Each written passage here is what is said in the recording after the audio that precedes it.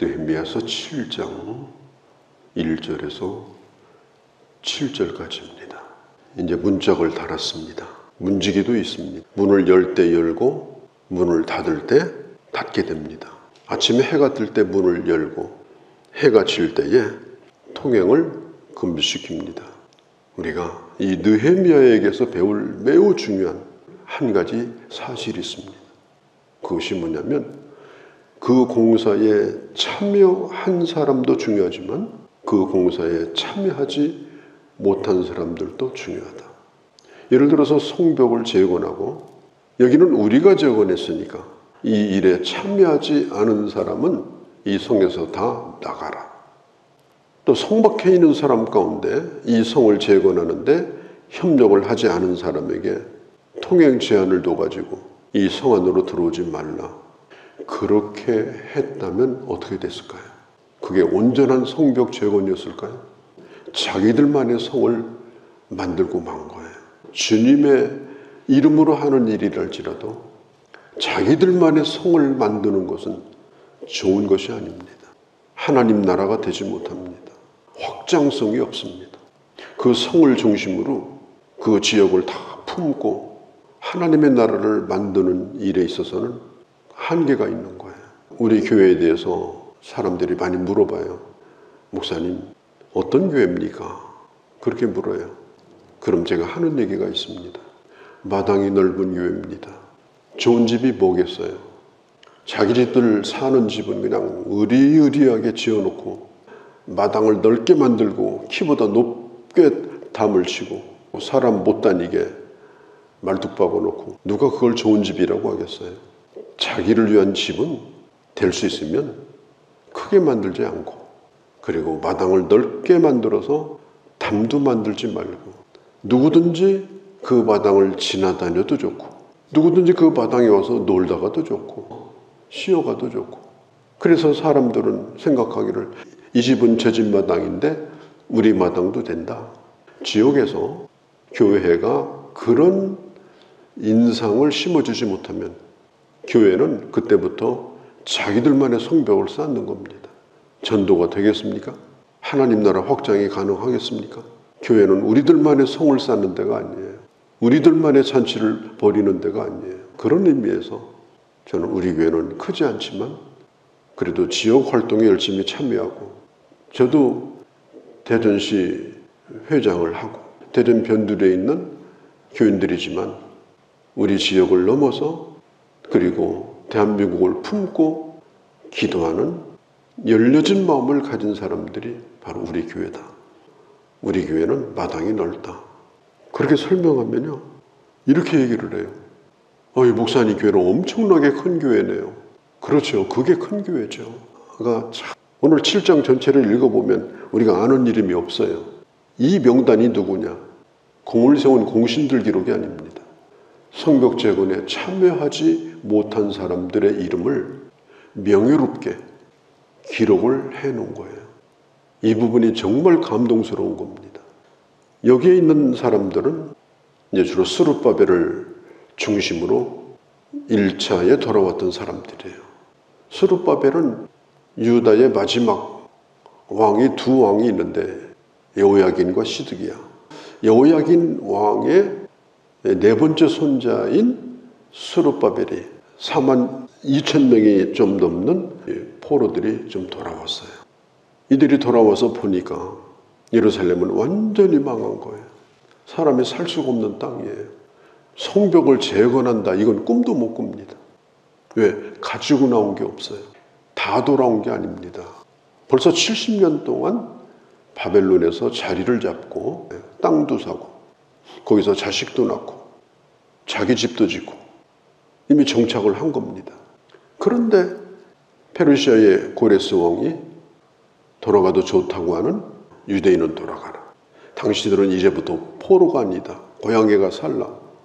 42,000명보다도 훨씬 더 많은 사람들이 살고 있었는데 그 가운데 자기 집을 버려두고 자기 땅을 버려두고 자기 터전을 버려두고 하나님의 땅으로 돌아가자.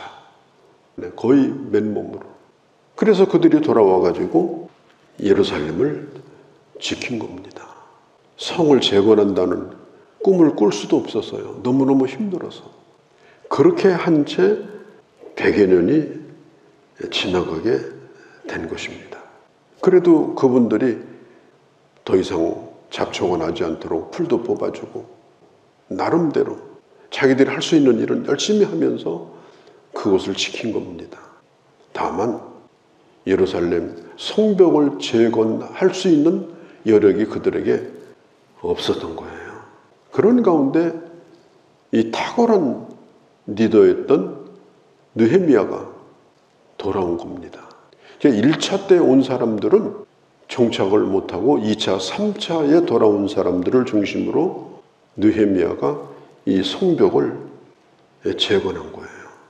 성경에 보면 이렇게 말합니다. 하나님께서 감동하셨다. 하나님께서 느헤미야에게 감동을 주시고 하나님의 마음을 품게 만들고 하나님의 마음을 가지게 만들고 그렇게 하니까 느헤미야가 어떤 생각을 했느냐. 바벨론에서 믿음의 결단을 하고 예루살렘에 돌아온 그들은 돌아온 것만 해도 잘한 일이다. 뭘 했느냐고 묻지 말자. 이게 중요한 거예요. 당신들 뭐 했어? 그거 묻지 말자. 돌아와서 그것을 지켜준 것만 해도 고마운 것이다. 네, 그것도 큰 결단입니다. 그래서 느헤미야가 그들의 이름 하나하나를 전부 기록하고 있는 거예요. 사람들은 과거를 가지고 있어요. 내가 고의로 잘못한 것도 있지만 어쩔 수 없어서 그렇게 살았던 부분도 우리에게는 있는 겁니다. 그런 것들을 가지고 자꾸 들춰내가지고 문제를 삼으면 미래가 없는 거예요. 생각을 해봐요. 우리 부모님 세대는 못 가르쳤어요. 밥도 제대로 못 먹여가지고 그냥 남의 집에 주고 양자로 주고 식모로 주고 우리 부모 세대의 모습이에요. 그런 가운데서 그 자녀들이 많은 상처를 받게 됩니다. 왜 나도 머리도 있고 능력도 있는데 어디 가서 발붙이고 살 데가 없어요. 그러다 보면 자연히 부모 원망이 생깁니다. 부모님 왜 나를 낳으셨나요? 이렇게 물어보면 안 돼요. 나를 낳아준 것만도 고마워요. 이렇게 얘기해야 돼요. 제가 우리 딸들에게 고마운 게 있습니다. 생일 때 저에게 그런 얘기를 해요. 엄마 아빠 나를 낳아줘서 고마워요. 얼마나 고마운 말이에요. 낳아주신 것만 해도 얼마나 큰 거예요. 그래서 내가 이 세상에 존재하는 거잖아요. 1차에 돌아와서 예루살렘에 기거했던 사람들은 결국은 그냥 그 땅을 잡초와 함께 그 성을 지켜야 되는 그런 사람들이었죠. 그러다가 2차, 3차 돌아온 사람들이 성을 재건하는 거예요. 어떻게 보면은 먼저 돌아온 사람들이 굉장한 소외감을 느낄 수도 있잖아요. 그래서 성경에 보면은 이름들이 엄청나게 나옵니다. 제가 아는 이름이 별로 없어요. 읽다가 보니까 느헤미야가 나오더라고요. 알고 보니까 이 느헤미야는 동명이인이에요. 또 이 느헤미야가 아니고 다른 느헤미야더라고요. 이름 하나하나가 중요하지 않은 이름이 없다.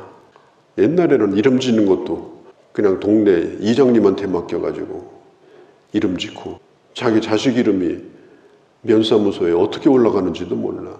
그래서 집에서 부르는 이름이 있어요. 돌쇠니, 새돌이니, 언년이니, 딸그만이니, 심지어 예전에 이름 가운데 개똥이니, 소근개니, 소근개는 근수가 작게 나가는 개라는 뜻이에요.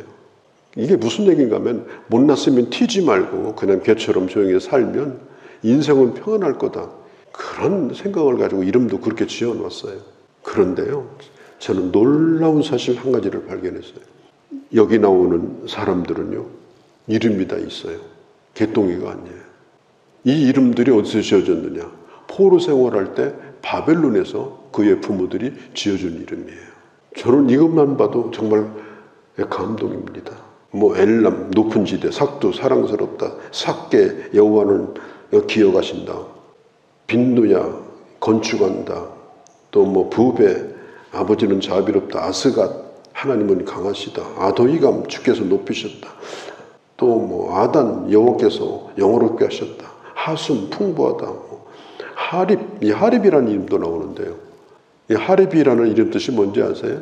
참 좋은 이름이에요. 뭐냐면 열매 맺는 가을이라는 뜻이에요. 얼마나 멋져요, 그 부모들이. 이런 이름을 멋지게 지어주고 부른 거예요. 포로 생활할 때 다른 나라에서 자식을 낳고, 야, 너는 인생 끝났다. 네 부모도 포로다. 그럭저럭 살아라. 오늘부터 개똥이다.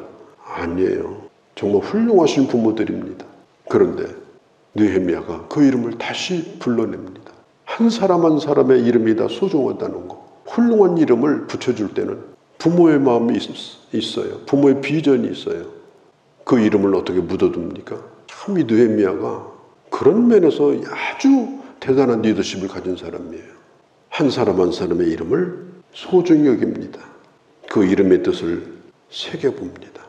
그 부모들은 예루살렘에 돌아가지 못하지만 언젠가 회복이 되어서 저 가을 푸른 하늘 밑에 열려있는 열매와 같이 너는 반드시 그런 때가 이런 소망을 가지고 지어준 그 이름들, 이름 하나만 가진 것도 부모에게 한없이 고마워해야죠. 어떻게 부모 탓을 합니까? 어떻게 왜 나를 낳냐고 그렇게 물어보면 됩니까? 왜 나를 안 가르쳤냐고. 우리가 그런 원망을 다 접어두고 내게 이름을 주신 하나님 앞에 감사하고 내 자존감을 가지고 살아가고 또 공동체가 그 하나하나를 소중히 여겨주고 그렇게 해서 하나님의 역사가 이루어지는 겁니다. 어떤 자식은요, 하도 부모가 술 잡수고 행패 부려가지고 그것 때문에 교회로 도망다니다가 교회에서 나가서 예수 믿고 하나님의 섭리 가운데 주님을 알게 된 것이다. 예루살렘 성벽이 재건되었는데 자기들만의 성이 아니라 그 지역의 랜드마크로, 그 지역의 성지로 그렇게 교회가 남아서 서로를 세워주면서 정말 이 땅에서 하나님 주신 사명을 아름답게 함께 감당해 갈 수 있는 그런 귀한 우리 교회 그리고 주님의 자녀들이 되어주시기를 바랍니다. 거룩하신 우리 아버지, 이름을 주신 하나님 앞에 감사했던 사도 바울의 기도처럼 느헤미야도 이름 없이 살았던 그들의 이름을 다시 불러내서 그 하나하나를 기록하면서 그들도 성의 주민 삼고 함께 수고했던 자들로 그들을 인정해주며 하나 되어 하나님 앞에 영광을 돌리고자 했던 이 아름다운 모습이 우리 교회가 되어서 마당이 넓은 교회가 되어 이 지역을 품고 영혼을 품고 아버지 하나님 이 땅을 가치 있게 살려내는 그런 귀한 사역을 감당하는 저희가 되게 하여 주옵소서. 우리 주 예수님의 이름으로 기도하옵나이다. 아멘.